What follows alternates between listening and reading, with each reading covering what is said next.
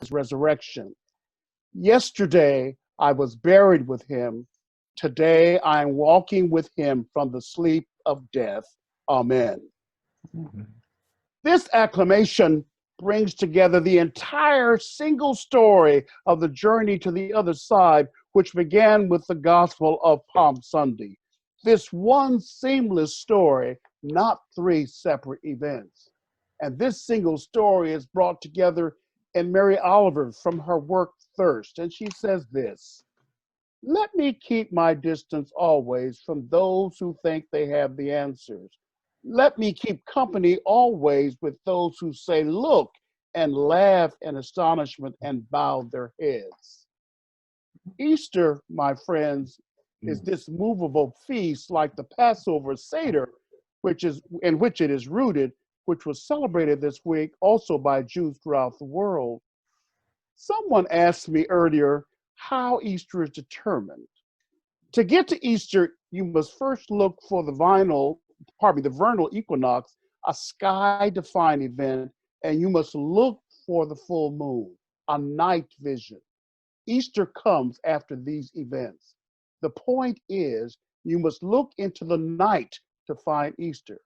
The resurrection also takes place in the night. This is why the Easter Vigil, which is the first service of Easter, is celebrated between sunset on Holy Saturday and sunrise on Easter morning.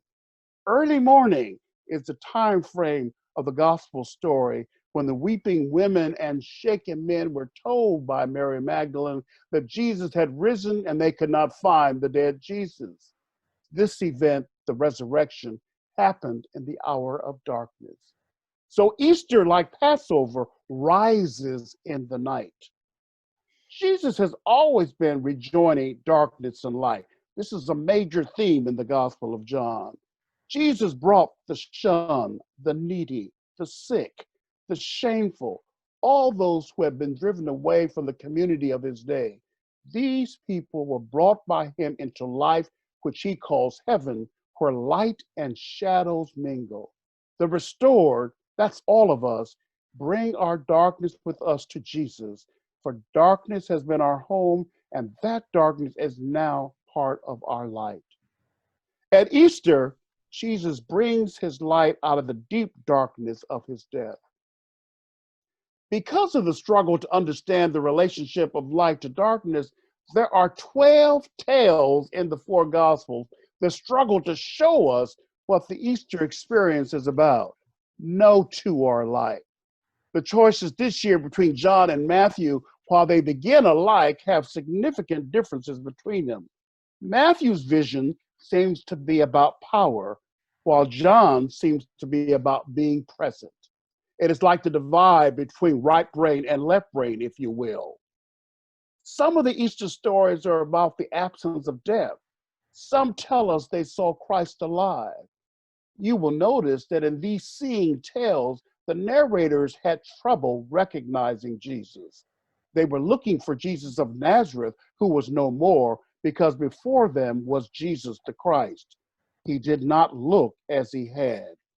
For example, in the story of Emmaus, two of Jesus' disciples walked with Jesus all day long, and still they did not know him until the day's end when he broke bread with them. The act given to us by Jesus at the Last Supper, in which he said we would forever recognize his presence among us. These differences in the stories raise a number of questions for me, and maybe they do for you. These questions help to understand what the resurrection in fact represents. Were these stories visions? Was he really there? And finally, are visions delusions, or are they part of reality? Gabriel Garcia Marquez, one of my favorite Latin American writers, introduced to us the magical realism thinking of Latin American indigenous spirituality and understanding of the cosmos, in which physical reality and spiritual experience intermingle in ordinary ways. He said in an interview, "It always amuses me that the biggest praise for my work comes from the imagination, while the truth is that there's not a single line in all my work that does not have a basis in reality." The problem is this traditional Latin reality resembles the wildest imagination, and so does Easter. Who but Jesus had such imagination for life, earning big praise for thousands of years? Every Easter is a standing ovation. How he, through the resurrection, boggles our minds.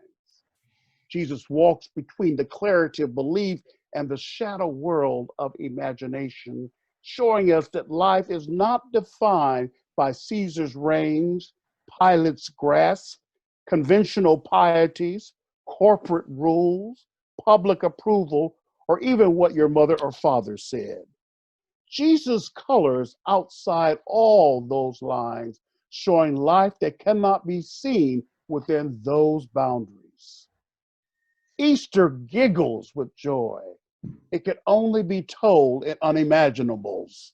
Chocolate bearing bunnies, fasting turning into feasting, intricate painted eggs from Russia and the Ukraine, children dip dyeing eggs in small towns throughout North America, people who never go to church showing up for a life that boggles the mind. Easter is death becoming a cradle, rocking the world to new life. And what is this new life, this new beginning? One of my favorite theologians, Jacqueline Lewis, describes new life this way. We, she says, that means all of us, the church, must now live on earth as we will live in heaven. Isn't that what's happening around us today in the midst of this pandemic? People doing things for people, acts of kindness and compassion that weeks ago would have been unthinkable. Conversations about rediscovering intimacy, albeit through social media, but always with the understanding of a new value for human connection. How important it is for healthy and meaningful lives. Conversations that imagine how things must be different once this pandemic ends. We, without articulating it, are beginning to realize that we must now become the community that is a rehearsal for the reign of God. We are called to be a cooperative, communal, celebrative church. The church is a community in which diversity and difference means joy and opportunity, surprise and creativity. It is a place where the people of God are able to be on earth as they expect to be in heaven. We must begin the reign of God now on earth. God has now set loose in the world. This is Easter. This is what this day is about. This is what we sing when lighting the Paschal candle, the day of resurrection. Earth tells it out abroad, the Passover of gladness, the Passover of God, from death to life eternal, from earth unto the sky. Our Christ has brought us over with hymns of victory. Amen. So this is what we know, is that Christ is taking us on a creative journey of creating God's reign on this earth. And what we discover and know is that death in all its manifestations no longer has a hold on us. Death has been vanquished. How wonderful is the imagination. In the final Harry Potter book, in a desperate hour, Harry's teacher and friend, Professor Dumbledore, who died a few years before, appears by surprise and talks to him for a long time. They're at a train station, though how they got there, Harry doesn't know. At the end of their conversation, Harry asks, "Is this real? Or is it just happening in my mind?" And Dumbledore answers, "Why would what is happening in your mind not be real?" And then he disappears, and Harry then gets on the train. Imagination, my friends, is not delusion.